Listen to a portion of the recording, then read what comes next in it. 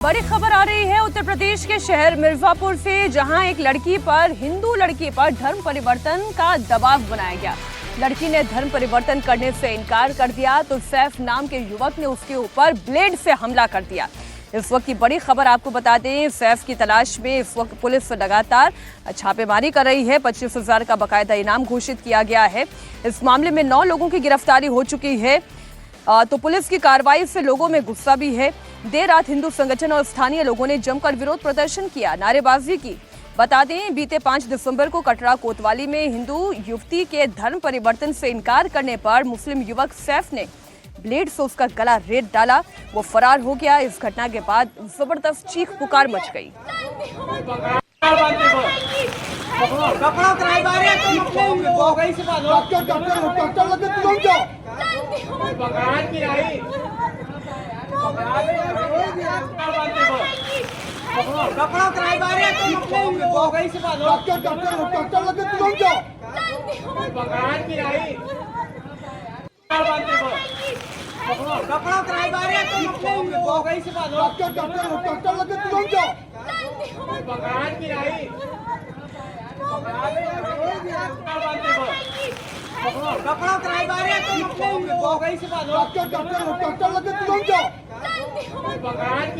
तस्वीरें आपके सामने हम रख रहे हैं जिस वक्त ये कातिलाना हमला हुआ इस लड़की पर। ये तो भला हुआ लोग वहां पर मौजूद थे, फटाफट उसका ख्याल रखने की कोशिश हुई, उसे अस्पताल ले जाने की कोशिश हुई, लेकिन हिंदू संगठनों की बहुत नाराजगी है इस पूरी घटना के बाद। मिर्जापुर में हालात तनावपूर्ण बने हुए हैं, लोगों में भारी गुस्सा है। हिंदू संगठन और स्थानीय लोगों ने प्रदर्शन करते हुए नारेबाजी की, जल्द से जल्द आरोपी सैफ की गिरफ्तारी की मांग की।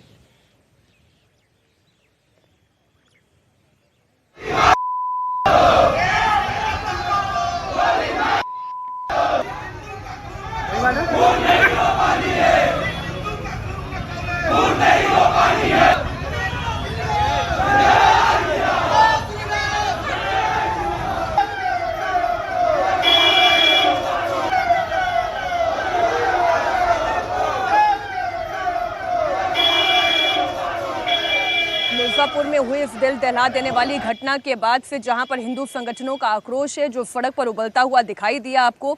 इस घटना के बाद लड़की की हालत अभी भी गंभीर है, अस्पताल में उसका इलाज जारी है। 9 लोगों को पुलिस ने अभी तक गिरफ्तार किया है, लेकिन जो मुख्य आरोपी है अब्दुल उर्फ सैफ, वो अभी फरार है। लोगों की एक ही मांग है कि आरोपी का एनकाउंटर किया जाए और उसके घर पर बुलडोजर एक्शन हो। मिर्जापुर में हम पीड़िता के घर पर मौजूद हैं और किस तरीके से दुस्साहसिक वारदात को आरोपी अब्दुल ने अंजाम दिया था, इसका अंदाजा आप इसी बात से लगा सकते हैं कि अब्दुल घर के अंदर घुस आता है, बाहर 1 घंटे तक बैठा रहता है, खुद को घोड़ी वाला बताता है क्योंकि पास में ही शादी हो रही थी, और अंदर से आकर के इस जो मकान का लॉक है उसको अंदर से लॉक कर देता है और उसके बाद वो पहुंच जाता है घर के अंदर। घर के अंदर पहुंचने के बाद वो इस दुस्साहसिक वारदात को न सिर्फ अंजाम देता है बल्कि उसके बाद यहां मौके से भागने में कामयाब भी हो जाता है। तमाम हिंदू संगठन के जो लोग हैं वो भी यहाँ पर आए हुए हैं। धीरज भाई, ये बताइए कि जो लगातार ये बात सामने आ रही है कि धर्म परिवर्तन का दबाव बना रहा था, इस बारे में कोई जानकारी आप लोगों को? जानकारी तो नहीं है, लेकिन धर्म परिवर्तन का दबाव बना रहा, तभी तो उसने इस तरह से किया है। जान से मारने की सबको धमकी दे गया कि सबको मार देंगे हम। शादी करना चाहता जबरन वो कर रहा तभी न, इसलिए उसने ये कार्रवाई की है उसने, और मारते हुए यहाँ से भागते हुए गया, सबको जाकर धमकी दे के गया है। तो सबको मारते हुए धमकी देते हुए गया है, जबरन शादी करना चाह रहा था, धर्म परिवर्तन करना चाह रहा था। और ये देखिए जो यहाँ पर निशान है ब्लड के, वो अभी भी हैं और ये बताने के लिए काफी हैं कि किस तरीके से दुस्साहसिक वारदात को अंजाम दिया। देखिए जो ब्लड के स्ट्रेन्स हैं, ब्लड के जो निशान हैं, वो अभी भी यहाँ पर पड़े हुए हैं, जो बताता है कि किस तरीके से पूरी दुस्साहसिक वारदात को अंजाम दिया। अभी फिलहाल इस मामले में 9 लोगों को गिरफ्तार किया है। अब्दुल की चूंकि गिरफ्तारी नहीं हुई है, इसीलिए बहुत ज्यादा लोगों में नाराजगी है और नाराजगी की वजह से हिंदू संगठन जो है वो इस समय प्रदर्शन भी कर रहे हैं। इसके बाद हम आपको वो जगह दिखाते हैं जहां पर पीड़िता के ऊपर जबरदस्त तरीके से वार किया गया था। अंदर ही वार किया गया था उनके ऊपर। पीड़िता के जो पिताजी हैं जी, यहीं पे पीड़िता बैठी? हाँ, यहीं बैठी थी। अभी भी देखिए किस तरीके से ब्लड का जो स्टेन्स हैं वो अभी भी यहीं पे हैं। हर जगह आपको ब्लड नजर आएगा, हर जगह आपको सिर्फ और सिर्फ खून नजर आएगा। यानी कि जो वारदात देने का तरीका है वो ये बताता है कि वो पीड़िता की जान भी लेना चाहता है। हाँ, पूरा दोनों को जान लेकर निकल जाता हूँ। जान लेने का पूरा अच्छा, कभी पहले इस तरीके से आप लोगों को बात जानकारी में आई थी कभी कि नहीं कोई आई थी? जानकारी नहीं मिली है, कभी कोई ऐसा शंका ही नहीं हुआ, नहीं वो बच के जा ही नहीं सकता था यहाँ से। हाँ, वो मारा है, पूरा जान से मारने का उसका प्रोग्राम था, धर्म परिवर्तन करा के जो लड़की नहीं मानी तो वो मार दिया, और उसने तो ये समझ के मारा था कि मतलब जान चली गई थी। हाँ। बाबूजी, आप लोग चाहते हैं कि इस मामले में कड़ी कार्रवाई, हाँ हाँ क्योंकि जबरन वो धर्म परिवर्तन करके शादी करना चाह रहा है। जबरन जबरन जबरन से मांग करते हैं, सरकार से मांग करते हैं, उसको चाहे जैसे पकड़ के लाया जाए, हाँ, उसका या फिर इनकाउंटर किया जाए या बुलडोजर कार्रवाई हो। योगी सरकार से हम मांग करते हैं। योगी सरकार से लोग मांग कर रहे हैं, और मांग इसलिए कर रहे हैं क्योंकि जिस तरीके से पीड़िता को मारने की कोशिश की गई, जान से मारने की कोशिश की गई, सिर्फ इसलिए कि वो जबरन शादी करना चाहता था। धर्म परिवर्तन जब पीड़िता करने के लिए नहीं तैयार हुई तो घर में घुस करके दुस्साहसिक वारदात को अब्दुल ने अंजाम दिया है। फिलहाल अब्दुल की तलाश में 4 टीमें लगातार छापेमारी कर रही है। पुलिस का दावा है कि जल्द ही अब्दुल को गिरफ्तार भी कर लिया जाएगा। लेकिन परिजनों की बात करें, हिंदू संगठनों की बात करें, पड़ोसियों की मांग करें, तो वो यही चाहते हैं कि इस मामले में इतनी कड़ी कार्रवाई हो ताकि भविष्य में कोई भी अब्दुल इस तरीके की दुस्साहसिक वारदात के बारे में सोच भी न सके। इस पूरे मामले में जिन आरोपियों को गिरफ्तार किया गया है वो अब्दुल उर्फ सैफ के परिवार वाले हैं। रुस्तम खां ये आरोपी सैफ का जीजा है, गुलाम साबिर ये आरोपी का दूसरा जीजा है, शमायरा और शायरा दोनों अब्दुल की बहनें हैं जिन्हें गिरफ्तार किया गया है। निजामुद्दीन और बदरुद्दीन ये दोनों ही आरोपी के चाचा बताए जा रहे हैं, और वारिस ये सैफ का दोस्त है जो इस मामले में गिरफ्तार किया गया है। अजीत जी, कई बार तो मुझे समझ में नहीं आता इन इस तरीके की घटनाओं पर सवाल पूछा क्या जाए। ये एक बड़ी सामाजिक परेशानी है। लड़की ने बात नहीं की तो एसिड फेंक दिया, धर्म परिवर्तन, आज एक हिंदू लड़की ने मना कर दिया तो सीधा घर में घुसकर ब्लेड से जानलेवा हमला कर दिया गया। तो इस तरह की घटनाएं लगातार हो रही हैं, अलग अलग जगहों पर हो रही हैं। ये तो उत्तर प्रदेश के मिर्जापुर की घटना है। अभी हमको ध्यान, आपको भी खबर आई होगी संज्ञान में, आपके 3-4 दिन पहले फरीदाबाद में इसी तरह से धर्म परिवर्तन की कोशिश की गई, और वो तो लड़के की है। तो यहाँ तो लड़की का मान लीजिए कि यहाँ तो लव जिहाद का भी एक एंगल लोग बता रहे हैं। वहाँ तो लड़के 17 साल के लड़के का जबरदस्ती धर्म परिवर्तन कराने की कोशिश की गई। और ऐसी जगहों पर ये समस्या ज़्यादा है, जो छोटी जगहें हैं, छोटे शहर हैं, कस्बे हैं, कॉलोनीज हैं, उन कॉलोनीज में आसपास रहते हैं सब, मतलब हिंदू मुस्लिम परिवार ऐसा नहीं है, बहुत सेग्रीगेटेड है, बहुत अलग अलग हैं लोग, तो वो साथ में रहते हैं और वहाँ इस तरह की घटनाएं हो रही हैं। एक तो इसके पीछे अगर आप देखें, बहुत प्लान्ड वे में कई काम होते हैं।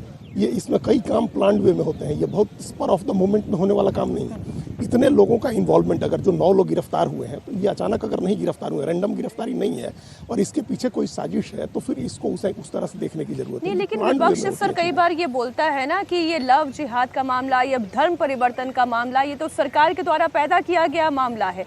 लेकिन ये घटनाएं बताती हैं कि ये पैदा किया नहीं गया है, ये समाज में हो रहा है और अब खुलकर इसके खिलाफ बात की जा रही है। और ये होने लगा ना, पहले तो इस तरह की घटनाएं चोरी छिपे होती थी, कहीं एक जगह घटना आई, लोग भाग गए छिप करके, ये तो घर में घुस करके और ब्लेड मारने की घटना है। तो और इसके पीछे अगर 9 लोगों की बैकिंग है, जीजा की, बहन की, चाचा की, तो ये फिर एक प्लान्ड वे में होने वाली चीज है। ये प्लान्ड वे में होने वाली चीज है। ये कोई सिर्फ लव एंगल नहीं है कि आपने एकदम से दो लोगों में प्यार हुआ और 2 लोग भाग गए, उस तरह की घटना नहीं है। लड़की तो यहाँ मना कर रही है, तो इसमें सरकार की या उसके परिवार का स्टैंड तो ठीक है। यहाँ तो लड़की मना कर रही है ना। ये जो लड़के की घटना हम बता रहे हैं फरीदाबाद, वहाँ भी लड़का मना कर रहा था, उसका परिवार मना कर रहा था, तो ये तो जोर जबरदस्ती की बात है। मुझे ध्यान आ रहा है, कल ही हम खबर दिखा रहे थे मध्य प्रदेश की भी, जहाँ पर एक लड़के का धर्म परिवर्तन ना सिर्फ कराया गया, उसे गौमांस खिलाने की भी कोशिश हुई, उसको बहुत तरह से टॉर्चर किया गया, फिर जाकर उसने कहा कि अब हमसे मुस्लिम धर्म बर्दाश्त नहीं होता, हमें अपने धर्म में घर वापसी करनी है। तो ये भी हमारे ही समाज में हो रहा है, और ये कोई पॉलिटिकल विषय नहीं है, ये सामाजिक विषय है जिसे कई बार हो सकता है लोग अपने फायदे के लिए पॉलिटिकल रंग देने की कोशिश करें। इस वक्त एक और बड़ी खबर आपको बता दें, उत्तराखंड के रुद्रपुर से आ रही है, जहां ईदगाह की जमीन पर प्रशासन ने बुलडोजर चलाया है। यहां मदरसा सोसाइटी ने अतिक्रमण को तोड़ा है। प्रशासन ने मौके पर पहुंचकर अवैध निर्माण की 4 दीवारी हटाई है। जमीन पर सरकारी बोर्ड लगा दिया है। भारी पुलिस बल की तैनाती है। 8 एकड़ सरकारी जमीन पर कब्जा था, जिसे अतिक्रमण मुक्त कराया गया। करीब 8 साल पहले 8 एकड़ सरकारी जमीन पर धीरे धीरे करके लोगों ने अतिक्रमण करना शुरू कर दिया। 2018 में मामला हाई कोर्ट के पास गया। कोर्ट ने जमीन खाली करने का आदेश दिया। कोर्ट के आदेश के बाद प्रशासन ने बुलडोजर से अवैध अतिक्रमण को ध्वस्त कर दिया। मुख्यमंत्री पुष्कर धामी ने मुख्यमंत्री पुष्कर सिंह धामी ने साफ कहा है कि अतिक्रमण कतई बर्दाश्त नहीं किया जाएगा, अतिक्रमणकारियों के खिलाफ सख्त कार्रवाई की जाएगी। इधर खबर बिहार से भी आपको दे दें, समस्तीपुर में भी अतिक्रमण के खिलाफ बुलडोजर एक्शन चलाया जा रहा है।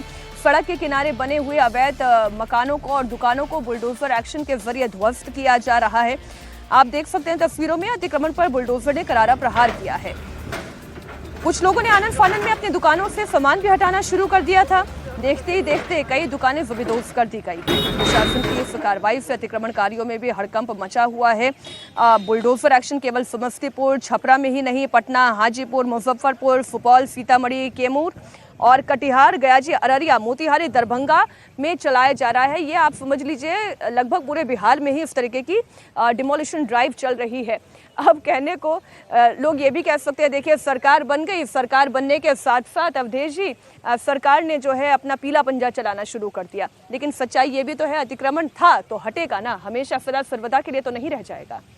नहीं, बिहार में जो अतिक्रमण या बाहर है वो तो हम लोगों ने देखा है, कुछ तो देखा देखी हो जाता है। लेकिन बिहार में एक लंबे समय जब राजनीति का अपराधीकरण हुआ तो उसमें जो बाहुबली होते थे वो नेता के साथ हो या नेता हो, प्रशासन भी उनके सामने पंगु होता था। कई बार प्रशासन की मिलीभगत लोगों को उनके घरों तक से उखाड़ दिया गया, घर से लोगों को भागनी पड़ती थी। और उस ढंग से बिहार में कब्जे हुए हैं, जमीन भयानक रूप से कब्जे हुए हैं। कितनी मौत हुई है, कितने सुसाइड हुए हैं, हजारों लाखों की संख्या में। और ये लंबे समय का है। ये जो ड्राइव चल रहा है, ये पूरे कब्जे से इतना आसान नहीं है हटाना। अब जो कब्जे थे वो तो बड़े बड़े मार्केट बन चुके हैं, इसमें उनको मान्यता मिल चुकी है, उस पर इंस्टीट्यूशन बन चुके हैं, मॉल खड़े हो चुके हैं, सिनेमा हॉल बन चुके हैं बिहार में। वो तो हम लोगों ने अपनी आंखों से बहुत कुछ देखा है बिहार में, सब बदलते हुए। लेकिन खैर सरकार देर आए दुरुस्त आए कर रही है। लेकिन इसमें मैं हमेशा कहता हूं कि जब भी आप बुलडोजर एक्शन होता है तो थोड़ा सा इसमें जो जिन लोगों को मजबूरी में किसी कारण से हैं तो उनका तोड़ते हुए भी, उनके विस्थापन के बाद उनके पुनर्वास की जो सरकार के दायित्व होता है उसका पालन जरूर होना चाहिए। लेकिन इस वक्त बिहार में तो देवेंद्र चर्चा जरूर चल रही होगी। कहा जाता है जौ के साथ घून पिसा जाना। सर बड़ी खबर आ रही है, बड़ी खबर वंदे मातरम को लेकर मौलाना अरशद मदनी ने बड़ा बयान दिया है। वंदे मातरम मुस्लिमों की धार्मिक आस्था के खिलाफ है। मौलाना अरशद मदनी ने कहा है कि मुस्लिम केवल करता है अल्लाह की इबादत, वतन से प्रेम करना, उसकी पूजा करना अलग है। वंदे मातरम में देश की तुलना माँ दुर्गा से की गई है। मौलाना अरशद मदनी ने लंबा चौड़ा पोस्ट लिखा है। उन्होंने कहा कि वंदे मातरम मुसलमानों की धार्मिक आस्था के खिलाफ है। देवेंद्र, यही तो बात शायद दूसरे लफ्जों में असदुद्दीन ओवैसी भी पार्लियामेंट में कर रहे थे। जी हाँ, और इस बात को तो लगातार आप देखें तो मुस्लिम लोग इस बात को बहुतायत में हैं, वो कहते ही रहे हैं। और सिर्फ यही, आपने उनको भी सुना होगा इमरान प्रतापगढ़ी क्या कह रहे थे या फिर मसूद क्या कह रहे थे। तो ये इस तरह की लाइन पे तो ये लोग चलते ही चलते हैं, हमेशा बार बार इस बात को कहते हैं। स्टिंजा हटाने की जो बात थी उसी संदर्भ में था। ऐसे में मदनी के इस बयान को अगर आप देखें तो इसमें कोई नई लाइन नहीं है, कोई सरप्राइज़ वाली बात नहीं है। आपको याद होगा कि वैसे ने भी एक बार कहा था ना कि कुछ साल पहले कि अगर मेरे गर्दन पे कोई चाकू रख के कहे तो भी मैं नहीं बोलूँगा। तो सीधी से मतलब है कि वो इस लाइन को कहते हैं कि जो संविधान में है, संविधान के हिसाब से मैं सिर्फ उसी बात को कहूँगा, कुछ और नहीं। वो ये कह रहे हैं, मैं पूरा पोस्ट पढ़ देती हूँ, हमें किसी के वंदे मातरम पढ़ने या गाने पर आपत्ति नहीं है, लेकिन मुसलमान केवल एक अल्लाह की इबादत करता है और अपनी इबादत में अल्लाह के सिवा किसी दूसरे को शामिल नहीं कर सकता। और वंदे मातरम का अनुवाद शिर्क से संबंधित मान्यताओं पर आधारित है। इसके 4 श्लोकों में देश को देवता मानकर दुर्गा माता से तुलना की गई है। पूजा के शब्दों का प्रयोग हुआ है। माँ मैं तेरी पूजा करता हूँ, यही वंदे मातरम का अर्थ है। ये मुसलमान की धार्मिक आस्था के खिलाफ है।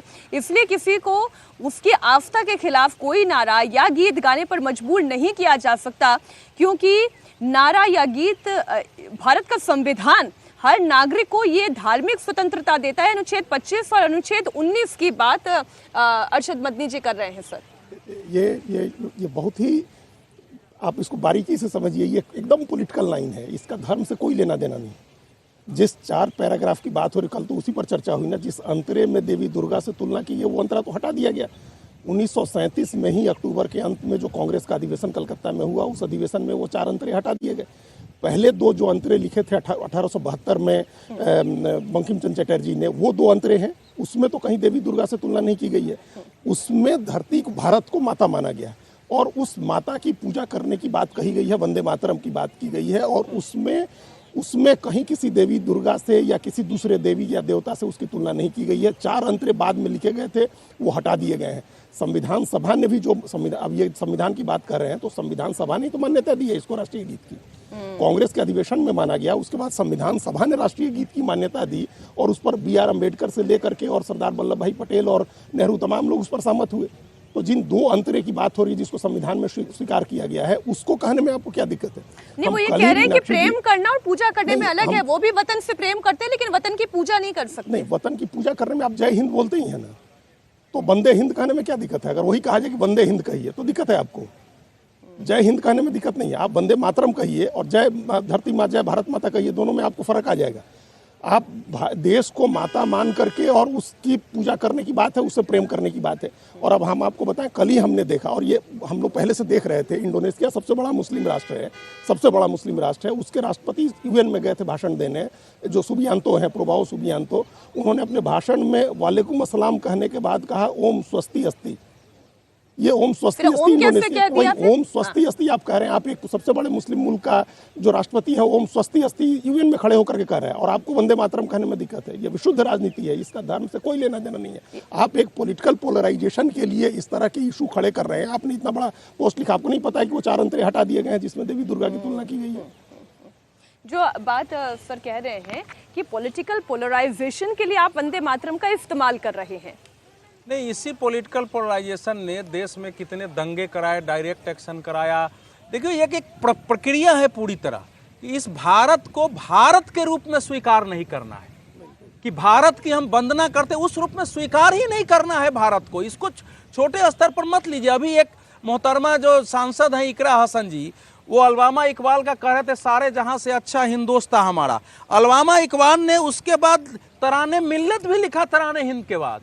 और आपको पाकिस्तान में जिन्ना को नहीं माना जाता है मुफक्किर पाकिस्तान अल्लामा इकबाल को माना जाता है। अल्लामा इकबाल ने कहा कि हमारा तो कुरान नहीं कहता, यहाँ तो सारे मुसलमान हिंदुओं के जैसे हो जाएंगे यहाँ रहते हुए। और मैं तो इसलिए जो अरशद मदनी कह रहे हैं, मैं आपको पढ़ के सुना देता हूँ। तराना मिल्लियत देश को जाना जरूरी है कि जो व्यक्ति भारत का कहता है कि ये राष्ट्रगान होगा, वो पाकिस्तान का भी राष्ट्रगान लिखता है। और उन्होंने लिखा है, सुनो, चीनो अरब हमारा, हिंदुस्तान हमारा, मुस्लिम है हम, वतन है सारा जहां हमारा, तौहीद की अमानत सीनों में है हमारे, आंसू नहीं मिटाना नामो निशा हमारा, दुनिया के बहुत कुर्दों में पहला वो घर खुदा का, हम इसके पास वहाँ है वो पास वो हमारा, तेगों के साये में हम पलकर जवां हुए हैं, खंजर हिलाल का है कौमी निशा हमारा, मगरिब की वादियों में गूंजी अजा हमारी, थमता न था किसी से सैलें रवा हमारा, बातिल से दबने वाले आसमां नहीं हम, 100 बार कर चुका है तू इम्तिहान हमारा। और बाद में सुन लीजिए, ऐ गुलिस्ता ऐ उदलुस ओ दीन है याद तुझको था तेरी डालियों में अब आसियां हमारा, या मौजे दजला तू भी पहचानती हो हमको। तो ये जो पूरा है कि कैसे, मतलब वो धारा ही है, उस रूप में स्वीकार नहीं करना है। कांग्रेस की उस समय गलती हुई कि उन्होंने समझा कि शायद ये मिल जाएंगे। अब ध्यान से देखोगी तो 1909 में जो इसका विरोध हुआ है वो किस समय विरोध हुआ है? जब मुस्लिम लीग बन चुका था और अंग्रेजों ने जो है सेपरेट असेंबली की मांग स्वीकार कर ली थी। फिर इसका विरोध हुआ है 1923 में जो सामने आया है, जब खिलाफत मूवमेंट चल रहा मुझे आपको रोकना पड़ रहा है। बड़ी खबर आपको बता दें, इंडिगो एयरलाइंस पर सरकार ने बड़ा एक्शन लिया है। इंडिगो एयरलाइंस की फ्लाइट्स पर 5% की कटौती की गई है। इंडिगो के विंटर शेड्यूल में भी कटौती की गई है। इस वक्त की बड़ी खबर आपको बता दें, इंडिगो एयरलाइंस पर सरकार का बड़ा एक्शन। इंडिगो की फ्लाइट्स पर 5% की कटौती की गई है। आज जो इंडिकेशन एनडीए संसदीय दल की बैठक में प्रधानमंत्री नरेंद्र मोदी कह रहे थे कि कोई भी नियम आम व्यक्ति के हित को देखते हुए बनाया जाए, कोई भी नियम ऐसा ना बनाया जाए जिससे आम व्यक्ति को कोई परेशानी हो। क्या उसी के संदर्भ में जोड़कर हम ये बड़ा फैसला देखें? इंडिगो के विंटर शेड्यूल में कटौती हुई है, 5% की कटौती इंडिगो की फ्लाइट्स में हुई है। देवेंद्र, बिल्कुल, उसमें ये कहा गया, डीजीसीए ने जो ऑर्डर जारी किया उसमें ये कहा है कि जो शेड्यूल आपको दिया गया है, आपने वो एबिलिटी नहीं दिखाई कि आप इसको ऑपरेट कर सकें, और इसलिए 5% की कटौती करके 10 दिसंबर यानी कि कल शाम 5 बजे तक जो रिवाइज उनका शेड्यूल होगा उसके बारे में डीजीसीए को रिपोर्ट देना है। तो जैसा कि लगातार इसके संकेत मिल रहे थे कि आगे आने वाले दिनों में इंडिगो के ऊपर बहुत सख्त कार्रवाई होने जा रही है, वो दिख रहा है। दूसरी चीज़ के बहुत सारे रूट इनके ऐसे हैं, ऑलमोस्ट 60% रूट ऐसे हैं जहाँ इंडिगो की पूरी तरह से मोनोपोली है जी। तो वो भी अब डीजीसीए की नज़र में है और उस पर भी आगे आने वाले दिनों में एक्शन देख सकती हैं। बड़ी खबर आपको बता दें, डीजीसीए के सामने आज जो ये हाई पावर्ड कमेटी है उसके सामने इंडिगो के अधिकारी बैठे थे। उनकी ओर से हालांकि माफी जरूर मांगी गई, लेकिन ये माफी जो है ये खोखली लगती है और एक्शन की उम्मीद इस वक्त हर भारतवासी कर रहा था। वो तमाम लोग जिन्हें इंडिगो के इस गलत नियमों की वजह से ये नुकसान उठाना पड़ा, किसी का पेपर छूट गया, किसी की शादी छूट गई, किसी को कहीं महत्वपूर्ण काम से जाना था, सामान नहीं मिल रहे हैं। आपको एयरपोर्ट पर कुछ लोगों ने अपना सामान बुक करा दिया जी। और एक दो संख्या नहीं है, कई लाख लोग इसके लिए छटपटा रहे हैं और सामान उनको वापस नहीं मिल रहा है। मैं एक रिपोर्ट देख रही थी, एक स्टूडेंट बोल रहा है कि मेरा जुडिशरी मेंस का पेपर है, जुडिशरी मेंस का पेपर है और मैं देने नहीं जा पा रहा हूँ और अब मेरे पास कोई और सुविधा बची नहीं है कि मैं पहुंच पाऊं और अपना एग्जामिनेशन दे पाऊं। मैं सू करूंगा, मैं केस करूंगा इंडिगो एयरलाइंस पर। अब शायद कुछ राहत उन तमाम लोगों को मिल रही होगी जो डीजीसीए के ऊपर एक्शन, जो डीजीसीए ने एक्शन लिया है इंडिगो एयरलाइंस पर। आपको बता दें अभी तक इंडिगो ने 827 करोड़ रुपए का रिफंड किया है। अपने जवाब के साथ इंडिगो ने यात्रियों को हुई असुविधा के लिए खेद प्रकट किया है। अभी भी लगेज का जो अंबार लगा हुआ है उसे जल्द से जल्द आम यात्रियों तक पहुंचाने की जिम्मेदारी भी इंडिगो एयरलाइंस की है। विपक्ष सरकार से, देखिए सरकार को विपक्ष तो घेर ही रहा है ना देवेंद्र, और ये बड़ा मुद्दा है। विपक्ष भी घेर रहा है, जनता भी घेर रही है कि सरकार क्या कर रही थी, कैसे इंडिगो एयरलाइंस की मोनोपोली होने दी गई। हाँ, लेकिन अभी तक अगर आप देखें इससे पहले तो इंडिगो ने लगातार ग्रो किया है, ऐसा कुछ नहीं था। उस कंपनी के हिसाब से भी देखें कि कुछ अनड्यू फेवर किया गया, जैसे उनकी टाइमिंग को लेके इतने सारे पैसेंजर, इतनी सारी बुकिंग हो रही थी तो इसलिए ना कि वो शेड्यूल को बहुत ज़्यादा फॉलो करते थे, बहुत सख्ती से फॉलो करते थे। वो एक सक्सेस स्टोरी के तौर पर दिखता था कि कैसे अगर सख्ती के साथ अपने शेड्यूल को आप देखें तो सफल ऑपरेशन चला सकते हैं। समस्या तब आई जब डीजीसीए का जो ऑर्डर आया, वहाँ पर इंडिगो के ऊपर पूरी जिम्मेदारी है कि अगर कोई नया इंस्ट्रक्शन पायलट के शेड्यूलिंग को लेके, उनके वर्किंग आवर को लेके है तो कैसे आपने तैयारी नहीं की। लगभग 951 फ्लाइट। बड़ी खबर आ गई है, बड़ी खबर। सोनिया गांधी को राउस एवेन्यू कोर्ट का नोटिस मिला है। इस वक्त की बड़ी खबर आपको दे दें, सोनिया गांधी को राउस एवेन्यू कोर्ट का नोटिस आया है। बिना नागरिकता लिए वोटर बनने का आरोप है। लीजिए जी। अभी तक तो बाकी लोगों के लिए समस्या थी, यहाँ तो यूपीए की चेयरपर्सन सोनिया गांधी के लिए नोटिस आ गया। बिना नागरिकता लिए इस देश की वोटर बन गई वो। ये एक पॉलिटिकल बयान के तौर पर पहले से आ रहा था। ये कहा जा रहा था कि जब वो वोटर बनी थी तब उन्होंने नागरिकता नहीं ली थी। ये तो नेचुरलाइज्ड इनकी सिटीजनशिप तो है नहीं, इनकी सिटीजनशिप बाई बर्थ तो है नहीं, नेचुरलाइज्ड सिटीजनशिप है इनको। तो वो सिटीजनशिप लेना था। ये एक टेक्निकल पेच है। अब उस टेक्निकल पेच को उस समय सुलझाया नहीं गया। ये वोटर बन गई, इन लोगों ने सोचा नहीं होगा कि अब शादी हो गई है और शादी होने के बाद नागरिकता तो मिल ही जाएगी, तो वोटर बन गए। और ये इस सब टेक्निकल पेच को कैसे कानूनी उससे निपटाया जाता है, आज चर्चा में ये मुद्दा भी आएगा। अब ये तो होगा, इस पर तो पार्लियामेंट में चल रहा है, SIR का मुद्दा ही चल रहा है, घुसपैठिए बाहरी लोगों का ही मुद्दा चल रहा है और उसी में कांग्रेस की सबसे बड़ी नेता के लिए ये मामला आ गया। इस पूरे मामले को देखें अगर तो 1980 में वोटर लिस्ट में सोनिया गांधी का नाम था। 1983 में उन्होंने नागरिकता ली। उसके बाद जब नागरिक आप नहीं थी तो 1980 में कौन से दस्तावेज आप दिए? क्या कोई फर्जी दस्तावेज था? किस आधार पे आपने वोटर लिस्ट में नाम शामिल कराया? और 1982 में आरोप है कि उन्होंने उसमें डिलीट भी करवा दिया था मतदाता सूची से अपना नाम। हालांकि मजिस्ट्रेट कोर्ट में जब इस व्यक्ति ने अपना मामला दाखिल किया था, विकास त्रिपाठी ने, तो उस समय खारिज कर दिया गया था। तो अब रिवीजन पिटिशन के तौर पर इसको किया गया है और अगली सुनवाई 6 जनवरी को इसमें होनी है। अब ये जो रिव्यू है ये भारी पड़ने जा रहा है। देखो, 1999 के चुनाव में सोनिया गांधी का नागरिकता बीजेपी का सबसे बड़ा मुद्दा था। अब देखें तो मोटी पुस्तक, लेकिन 1967 में ये भारत आई हैं और नागरिकता ले रही हैं 1983 में। आप 16 वर्षों तक आप यहाँ रहते हुए आपने नागरिकता नहीं लिया, तो वो समय देश के निष्ठा पर प्रश्न उठाया जा रहा था, क्योंकि उसके पहले इनको प्राइम मिनिस्टर बनाने के ही लिए अटल जी की सरकार एक वोट से गिराई गई थी और बहुत बड़ा इशू था। उस समय खूब डिबेट हुए थे, हम लोग करते थे। तो कई चीज़ें उस परिवार से ऐसी जुड़ी हुई है जिसकी छानबीन करने पर ही चीज़ें सामने आती हैं। सोनिया जी पर तो ये उनके भारत की निष्ठा पर एक बहुत बड़ा प्रश्न चिन्ह था कि आपने उस परिवार में शादी कर ली और 16 वर्ष तक आपने इस देश की नागरिकता नहीं ली। यहाँ आने के बाद आपके मन में क्या भाव था, इसका उत्तर देश के सामने कभी आया नहीं है। किन परिस्थितियों में उन्होंने संजय गांधी की मृत्यु के बाद की परिस्थितियों में आपने इस देश की नागरिकता ली है, क्योंकि उस समय के बाद कोई चारा नहीं था। ऐसे अनेक सवाल रहे और ये तो प्रश्न कानूनी के साथ साथ इतनी समझ उस परिवार को थी कि पहले नागरिक बनो फिर आप वोटर बनो। अगर ऐसा हुआ है तो अपराध है। या फिर ये हो सकता है जब आप सत्ता के शीर्ष पर बैठे हुए होते हैं तब ये एक भाव भी हो सकता है कि हम ही कानून हैं, हम ही संविधान है, हमारी भावनाओं पर और हमारे आइडेंटिफिकेशन पर कभी कोई सवालिया निशान नहीं होगा। हो सकता है ये विषय रहा हो। अब जो भी होगा वो तो आज FIR पर या आप यूं कहें कि चुनाव सुधार पर जो पार्लियामेंट में चर्चा तो होगी रहती है सत्ता में रहने के बाद और शीर्ष पर ये मन स्थिति रहती है कि हमारा कानून नहीं, तो आज उसी मन स्थिति पर ही तो चोट लगाने की कोशिश हो रही है। सरकार क्यों घेर रही है विपक्ष को? आज ये मुद्दा संसद में भी खूब जोर शोर से उठाया जाएगा।